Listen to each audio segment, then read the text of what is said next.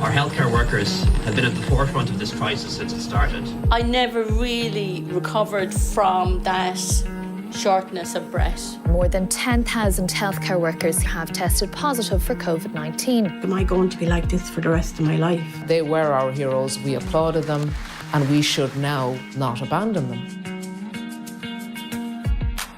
Of the many thousands of healthcare workers who got COVID in hospitals and nursing homes, a very small minority got long COVID.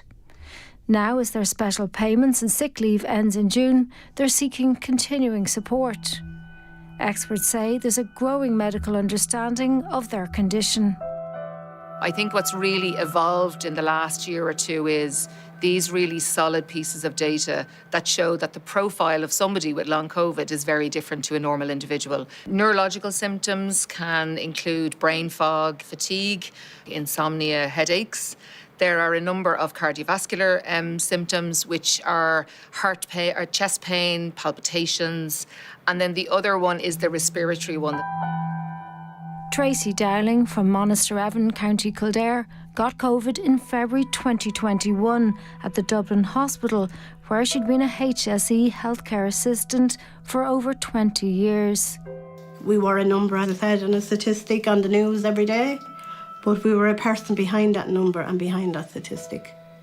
I got up, I went to work, I put my family at risk, and then I got it myself. And then I ended up like this from it. Her long COVID stems from the very severe infection she got at the time. She ended up in an induced coma in ICU. I went on a ventilator Friday morning and I was on it for 19 days.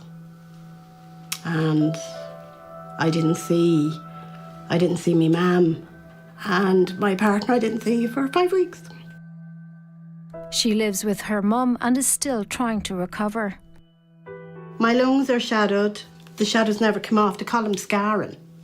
So like that's where the breathlessness and all comes from. I still have a lot of fatigue. My joints get sore. Me and stairs don't get on anymore. It's one step at a time. I'm stepping like a person that's 20 years older than what I am. A recent assessment by HSE Occupational Health found Tracy unfit for work. Tracy is seeking extended sick leave, but most long COVID patients are being rejected for this. She now fears for her financial security. Yeah. Sorry. It's different, like, I suppose people don't understand because they need to move on with their lives, which I totally understand and I totally get. But my life is still 21. It's not 26.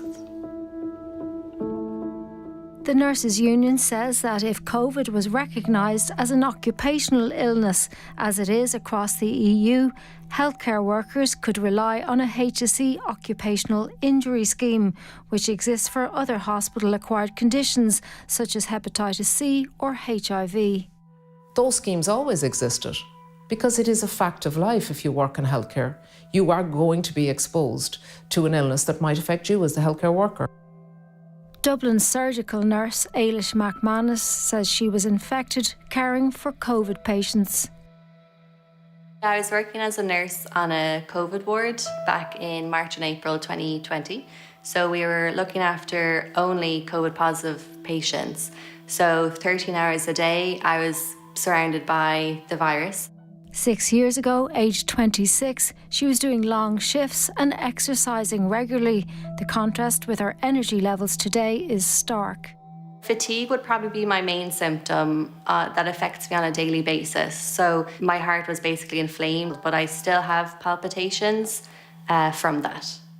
Even on my own wedding day, I had to take time during the day to rest multiple times throughout the day.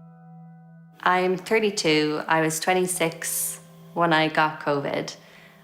I wanted kids at that time and beforehand, but now, you know, how do I look after a baby when sometimes I can't look after myself because I'm so unwell? She says not working affects her sense of identity and would love to return to her job. When you meet someone new for the first time, one of the first questions you ask them is, what do they work as? I don't have any of that right now. My life is very small now, so I really miss it. Many nurses with long COVID say they'd like to return to nursing, but feel unable for its demands. Like Noreen from McGeely in East Cork, she remembers how the hospice where she worked was overwhelmed with the virus in late 2020. It hit us big in December. We had our first case of that new wave, and it took off from there. A lot of our staff were positive, and a lot of our patients were positive. I think I was just probably newly qualified here. A young thing. A young thing. 20s. This is 40th birthday. My 40th birthday we celebrated by walking the Harbour Bridge. If I got any other illness, if I had cancer in the morning, I'd have been fine. I've every insurance that you can think of under the sun, but none of them pay out for long COVID. When Noreen went off work in January 2021, she expected to be back within weeks. 5 years later, she still feels unwell. I have huge fatigue and brain fog, and they go hand in hand. I'd drive to the beach and I wouldn't be able to walk the beach, or I'd go to the beach and I'd end up getting lost. Noreen previously tried to go back to work, but she found she couldn't retain important information and was afraid to handle medication. It's so mental and physically draining. Do you know, you have to do so much. And on the 5th shift, I just went in and I said, I can't do this anymore. My future financially, my house, losing it, there's huge. The chances of losing my house is huge. If I don't get back to work by next year, it'll be gone. The Department of Health says that the special paid leave for long COVID was an exceptional and time-limited measure, and that workers can soon apply for a rehabilitation payment for a third of their salary or a critical illness payment to extend sick leave. But most long COVID sufferers are being refused this, and unions say they need more support. What we've seen in other countries across Europe, where they would have a substantially higher number of long COVID clinics and substantially more supports for people with long COVID. The Department of Health also said more than half of those who are on the special pay scheme have already returned to work. The HSE's injury at work scheme has very specific criteria which require that an injury must be wholly attributable to an incident occurring in the workplace, and cannot be applied to COVID because it was widespread in the community. But the Taoiseach, who has met some of the healthcare workers, recently said he didn't doubt that they got COVID in a healthcare setting. Without question, in my view, contracted on the hospital site. I don't dispute that.